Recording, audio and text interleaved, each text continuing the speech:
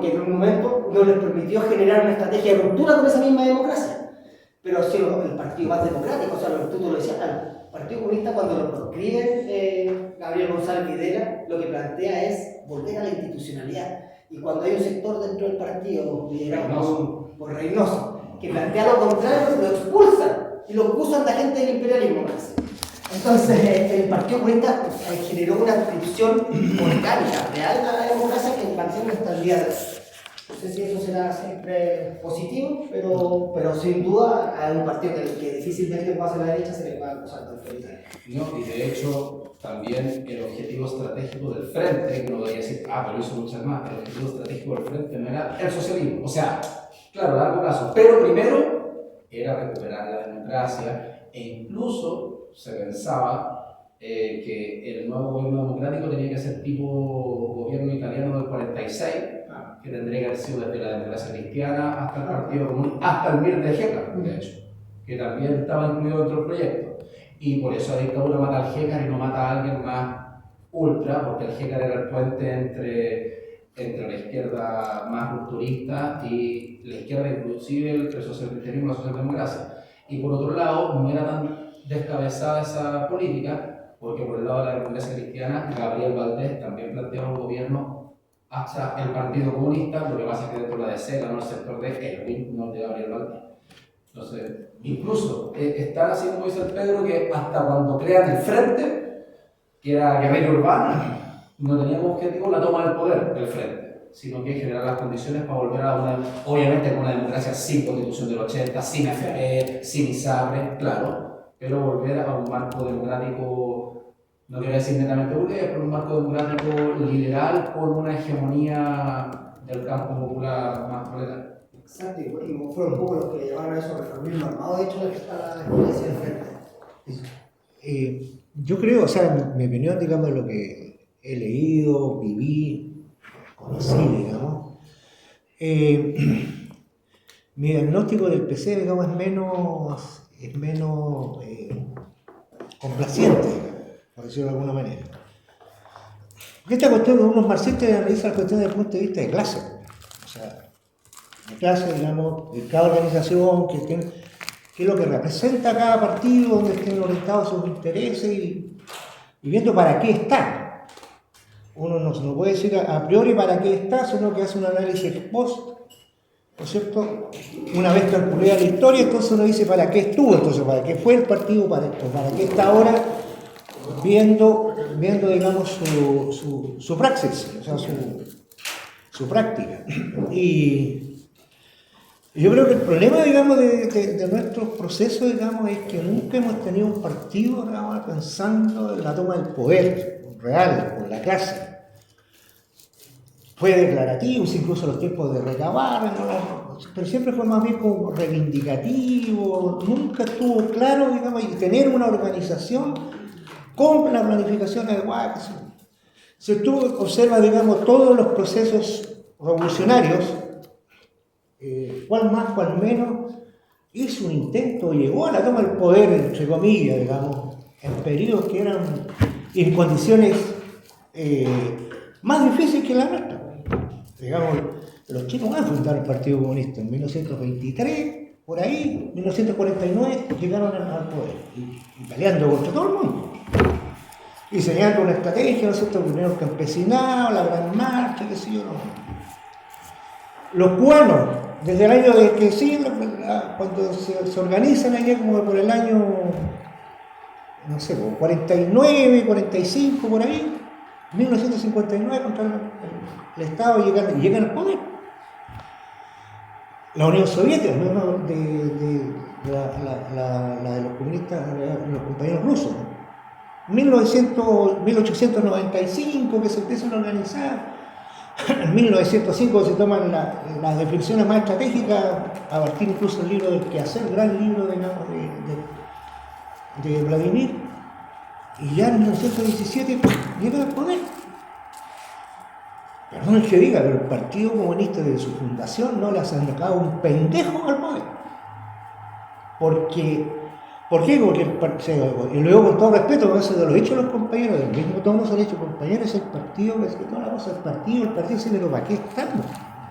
Y pasé también por la Jota un rato dentro de todo mi peregrinaje, digamos, buscando dónde lean eso. Y sobre todo en la época también cuando estaba en la dictadura, que discutía con los cuadros de los militares, qué sé yo.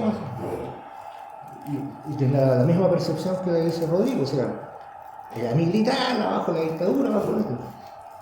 ¿Qué le ha ocurrido, digamos? Que es algo que tú dijiste antes, compañero, que tiene que ver con la cuestión de la formación. Si tú no tienes una formación ideológica de la cosa, o sea, tú no tienes una noción de dónde estás, para qué estás, cuáles son tus fundamentos, y etcétera, etcétera, no vamos a estar orientados, digamos, de un supuesto plan gradualista, insurreccional o no sé, de guerra popular o guerrilleros, si tú no tienes esa formación ideológica fuerte que debe tener un militante, digamos, de un partido en el punto de responsabilidad. Si no, va a ser pegadista. Compañeros que, bueno, fueron al frente, para qué decirlo, llegábamos a llorar con los compañeros, como después ya acabó, se acabó la democracia, compañeros que en nuestra población que estaban más precarizados, más vulnerables, terminaron en la droga. Compañeros, lo único que hicieron durante toda la historia fue agarrar la matraca, el fierro, quedaron botados. Si el repliegue no es solamente el repliegue para donde nos vamos en la academia, sino qué hacemos. Compañeros que lo dejaron botados. Dirigentes, ¿para qué hablar de dirigentes comunales, dirigentes sindicales? Yo no veo, observo esa conducta, ese comportamiento, al margen de lo que es claro, ¿para qué estamos? Y yo digo, este partido no es marxista, no es comunista, no es libertario, no es revolucionario en el fondo. O sea, si tú queremos la revolución, te puedes aliar incluso, y hemos dado ejemplo, con partidos burgueses, ¿no es cierto? Y te puedes aliar para objetivos tácticos específicos, para objetivos estratégicos de mediano alcance, digamos. Y tienes que aliarte, y hay experiencias maravillosas, digamos, respecto a eso enseñado la historia. Pero ¿dónde están tus objetivos? No te puedes quedar ahí. No con la excusa de que este es un objetivo también estratégico, gradualista, no haces nunca nada efectivamente con la revolución. Lo único que haces es contener los procesos revolucionarios. Y donde estás los desarmas. Chacha, todo el nombre que tenían los mismos compañeros del frente, que eran compañeros que estaban dispuestos a dar su vida por lo, y que la vieron, y fuimos testigos de eso. Esos compañeros tienen que ver lo educados, que se dio toda la cosa para qué. Porque entre otras cosas lo que hacen todos estos partidos es dividirte, compartimentalizar tu funcionalidad y tienes que cumplir compartimentadamente la tarea. Esto es para los políticos y esto es para los militares, que es la visión fundamental que se hace. Cuando una cosa tiene que ver con la otra. O sea, una son etapas distintas, campos de ¿cómo se llama esto? De acción. Teatro de operaciones distintos, digamos, ¿no es cierto? Distintos, pero al final siempre es guerra. Y por eso incluso le encuentro un poquito, no estoy tan de acuerdo con esto, que es la huelga insurreccional o la guerra popular prolongada. Porque ya desde que escribimos que esto es lucha, siempre va a ser guerra, con distintos énfasis. Allá tengo mi enemigo, tengo acá, y los campos van a ser distintos, va a ser el campo cultural, el campo científico, y etcétera, etcétera. Pero es una guerra. ¿No es cierto? Es una guerra. O sea, el aspecto militar es algo definitorio, digamos, hay que hacerlo. Pero la lucha institucional es parte de una estrategia de guerra, de guerra de clase. O sea, no es más popular, o sea, más prolongada, menos prolongada, eso te lo van a dar,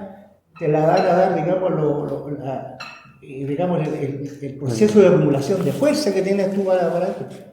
Pero va a ser, o sea, prolongar en el sentido que no va a ser, inmediato. Pero por eso solo para separar el todo, porque el esquema todavía dentro de la dualidad de poderes, que acá se llama poder popular, se piensa que el esquema urbano, como el de la huelga insurreccional, no puede durar la dualidad de poderes mucho rato. Y ahí siempre se pone el ejemplo de los soviets del cambio, de una guerra popular prolongada, como generaciones liberadas, la estrategia de dualidad de poderes se puede mantener por más largo tiempo. Pero eso tiene que ver solamente por esa línea de estrategia. Sí, yo creo que también, bueno, y dado lo que describe Lautaro respecto al PC, yo creo que también está, y tenemos que vernos a nosotros. Pero esa, claro, lamentablemente esa adscripción crónica a las formas burguesas de la democracia que creo que va a durar siempre hasta que sea superado el PC, y superado no me refiero a que tengamos como tarea disolverlo, sino que, como dice Silvio, yo quiero hacer un congreso del unido. Entonces, ojalá fundemos el partido único de los trabajadores chilenos y que estén incluidos muchos compañeros comunistas, de afiliación directa, nosotros, etc.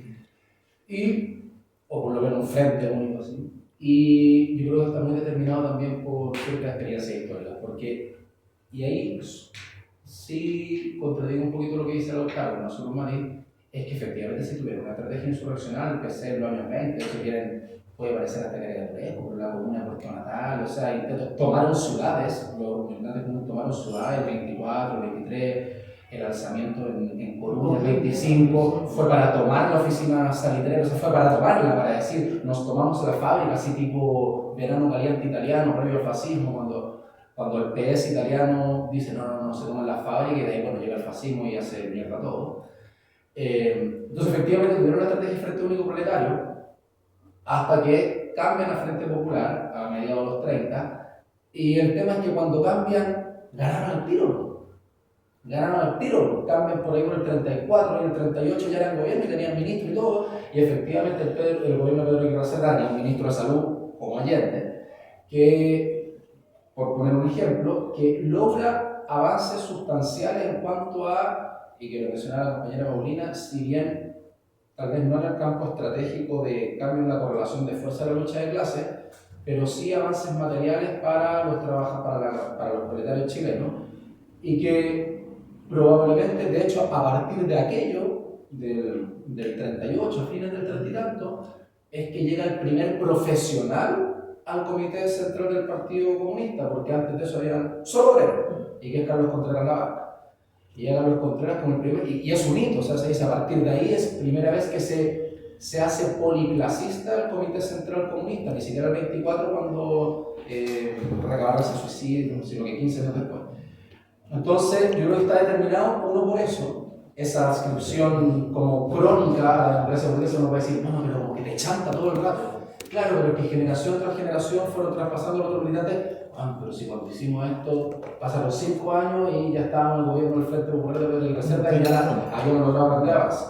Que es, creo yo, una tendencia a una visión romántica que tiene elementos reales, pero tiene elementos que después nos adecúan a las distintas etapas de la historia.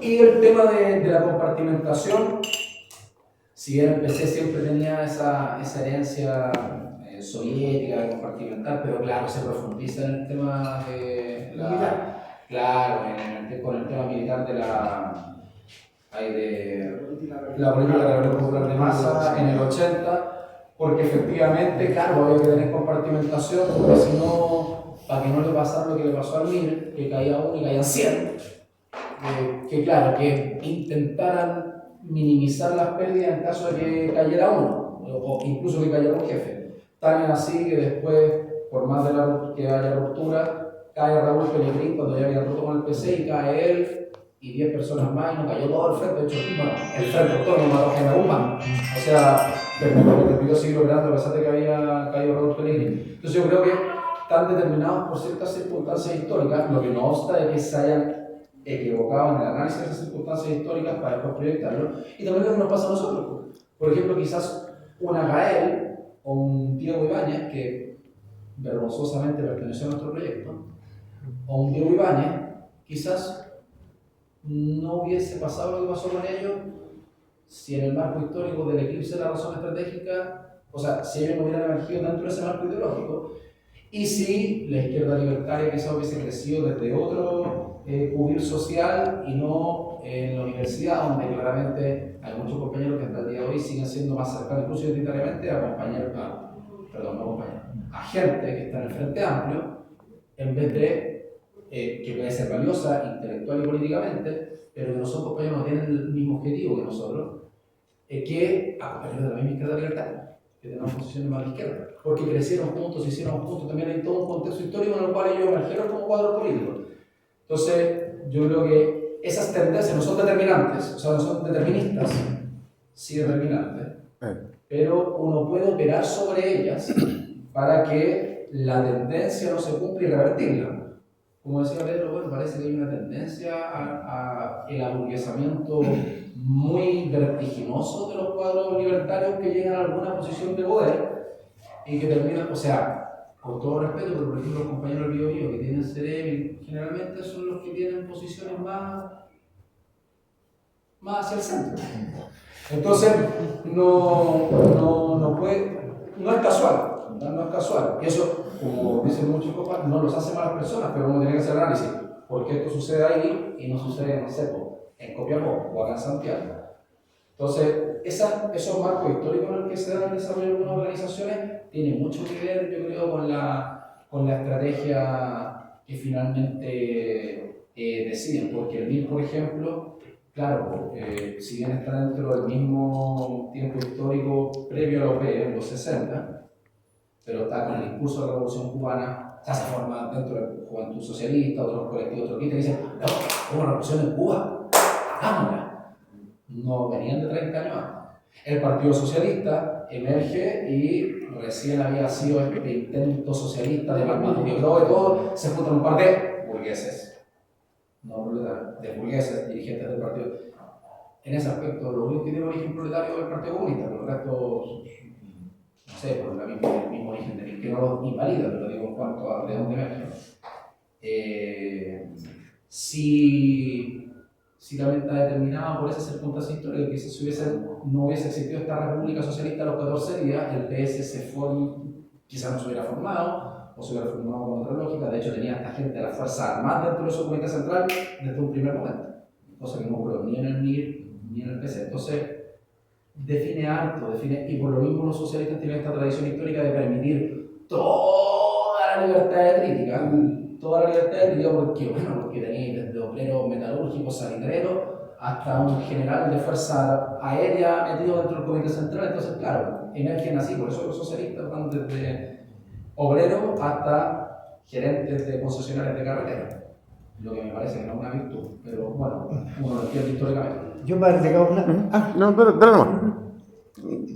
no digamos, no controvertirte, digamos, pero cuando yo veo el proyecto de largo plazo, digo, yo no estoy descalificando todos los procesos, digamos, de la sovietización, digamos, del movimiento originario que venía con el impulso de Regabarren, digamos, para adelante, con matices, que se una cosa que eran movimientos que estaban inspirados, digamos, que mirarlo con los contextos internacionales, por el triunfo de la revolución de la Unión Soviética.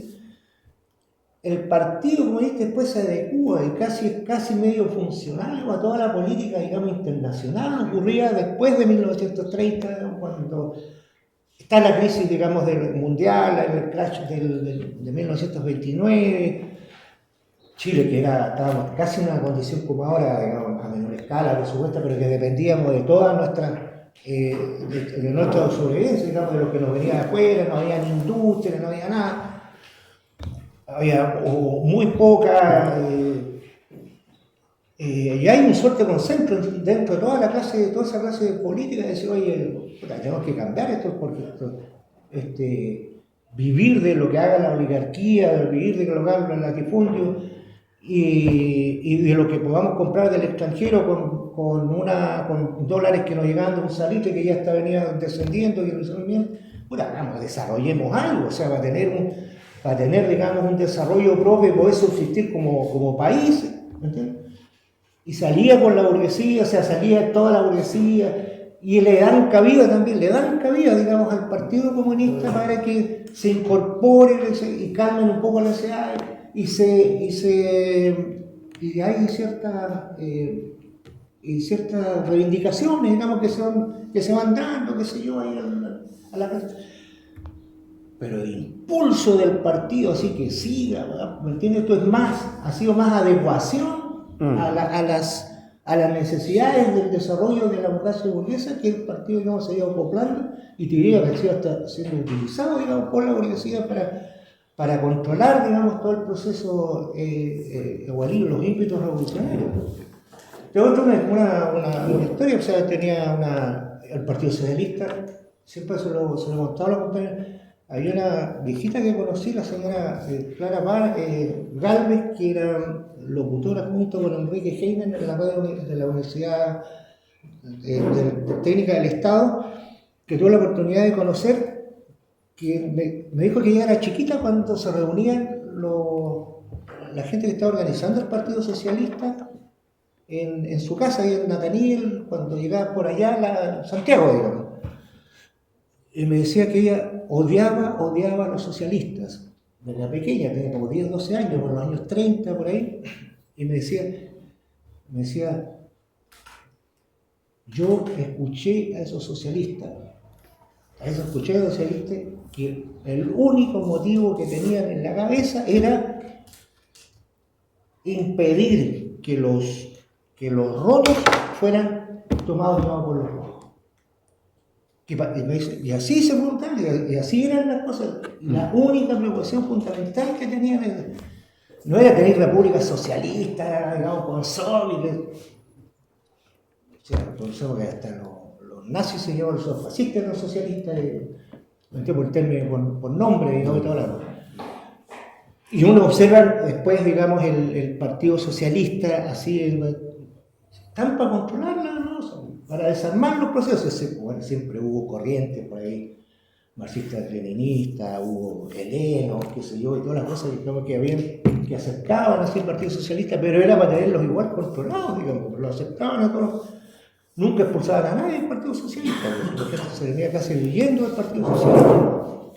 Entonces, para insistir en la idea, digamos, de que no hemos tenido un partido, digamos, que tenga esas proyecciones de organizar la revolución con un plan estratégico, digamos, como para llegar algún día que la clase trabajadora estemos algún día en el poder, como clase, o sea, y no siendo parte de los procesos y de las necesidades que tiene el desarrollo capitalista. Sí, respetando todas esas palabras, también me considero heredero de Real, de Tariolet y todos los viejos, ¿entiendes? Pero tenían esas limitaciones. Sí, o sea, conectando un poco con lo que decía el tuto, que dice ahora Lautaro, en términos de, bueno, la fuga de militantes, una vez que se quieren cargos de representación o que se quieren, en el fondo, cargos dentro de la institucionalidad del Estado. Yo creo que una de las fallas que tenemos, y que en realidad que sí lo hace el MIR, por ejemplo, es pensar qué es lo que pasa una vez de. Nosotros tenemos nuestra línea que, bueno, llegamos al Estado y tenemos una cierta relación, pero no tenemos claro quiénes son los que componen quiénes son las personas que se articulan dentro de esa relación. Y eso es súper importante, porque en realidad la articulación de los ejes institucionales están así como ligados desde una pequeña burguesía que es aspiracional. Desde el Partido Socialista, el Partido Comunista, cuando se llega a las instituciones del Estado, cuando buscan un escalamiento social. Se tratan de homologar, por ejemplo, sueldos con respecto a lo que es la empresa privada. ¿Cachai? Y empieza la discusión a estar en otro ámbito. ¿Cachai? Que es un ámbito que tiene que ver con el poder adquisitivo, ¿cachai? Y no con la situación de los trabajadores. Entonces, no hemos tenido y no se tiene como discusión partidaria, también lo pienso en PSOL. Bueno, ¿cuál va a ser nuestra relación con el Estado? ¿Cachai? Y quiénes identificamos como enemigos del proyecto. ¿Cachai? No es para no dialogar, si uno puede dialogar con todos, pero en realidad, ¿de qué nos tenemos que proteger? ¿De qué tenemos que proteger a las personas que mandamos para allá? Porque en el fondo, esta es una máquina bien aceitada, que coapta personas. Yo me acuerdo de Iván Fuentes cuando llegó siendo representante de Aysén, de los pescadores, 2 cheques, fírmate una hueá acá, después lo enterró la DC por corrupto. Pero eso es. En el fondo, contra eso no se enfrenta. Esa era una claridad que en el fondo yo encuentro que tenía el MIR. Entonces el MIR sabe que como esta burguesía progresista no existe, porque en el fondo cuando se ve amenazada va a operar. Entonces hay que operar por sobre ella. Entonces yo ahí comparto ese análisis. Y en el fondo cuando tú no dices, bueno, hay clases burguesas, ¿cachai? Que en realidad van a hacer todo por desarticular, ¿cachai? Cualquier cosa que atente contra su bienestar, bueno, eso es parte de la lucha clásica. Eso es, esa es la definición. Se meten y se articulan y reman.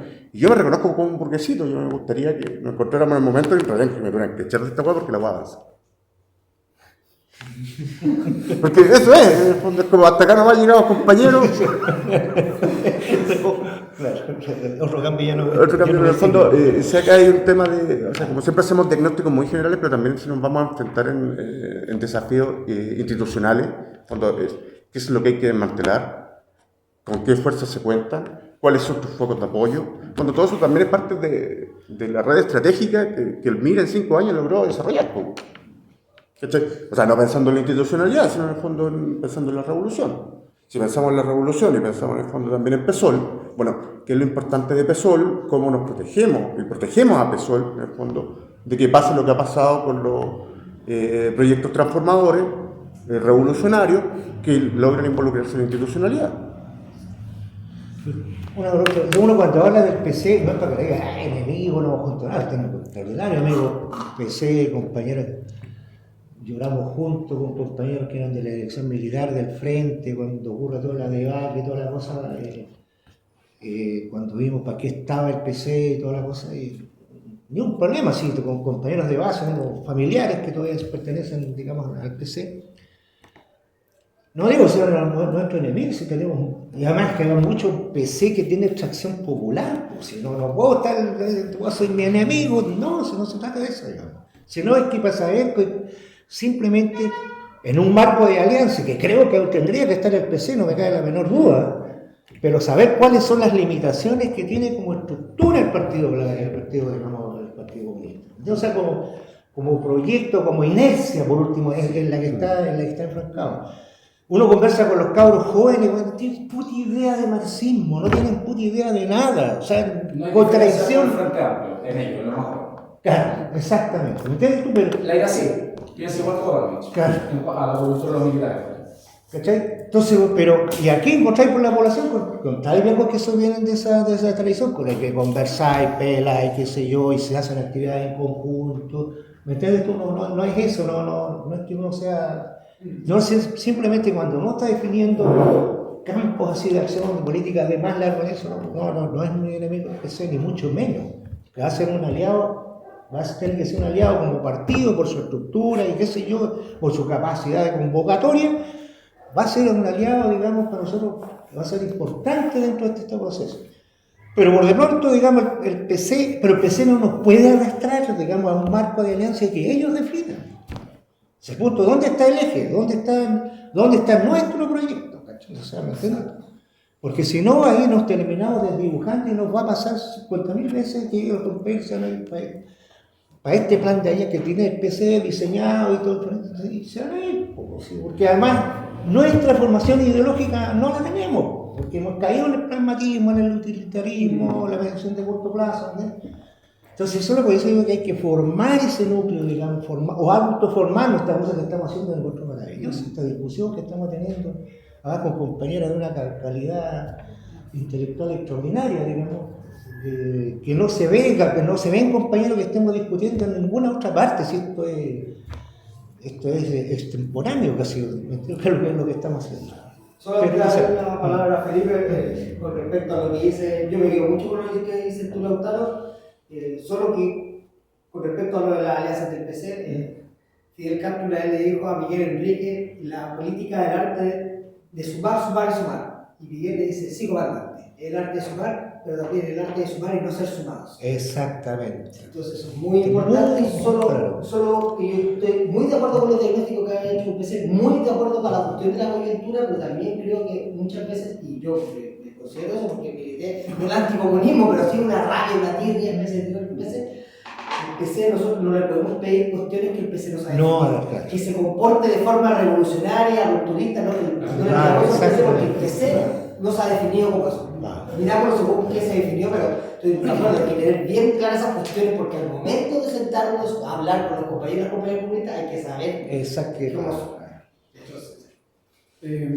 Como yo creo que ahí apuntando al tema de las fallas, a lo mejor sin como asumiendo la responsabilidad de los mismos espacios de la IEP, a lo mejor mejor no hay como de estos principios y la visión del principio yo creo que está como bien clara, se va articulando con marcos más presentes y creo que eso como viene en leyes, pero a lo mejor en la estrategia, en la táctica de los cargos, autoridades directas en representación de diputados, de seremías o algunos cargos que estamos teniendo, no hay una táctica adecuada en eso, o se queda muy en principio. Entonces a lo mejor ahí se pierde un poco la retroalimentación colectiva que podríamos tener con las personas que llegan a ese espacio, o ellos también se pierden y se nutren más de otro espacio, porque no, y son más nutritivos que este espacio. Entonces ahí como que hago la autocrítica, a lo mejor hay factores tácticos que no son tan nutritivos como otros, independiente del cambio, ¿no? que hay un aburguesamiento, etc. Pero bueno, ¿qué entregamos nosotros en ese espacio? ¿Qué táctica tenemos para disputar ese espacio? ¿Qué hemos hecho en torno a eso? Creo que esa es la reflexión sin tener una respuesta clara a eso. Y lo otro, me da la sensación como, o sea, de las militancias actuales, en diferencia como ponerlo en estas dos grandes directrices, una cosa más progresiva y otra más directa de lo que se entiende por llegar a una sociedad sin clase, a unas condiciones más igualitarias.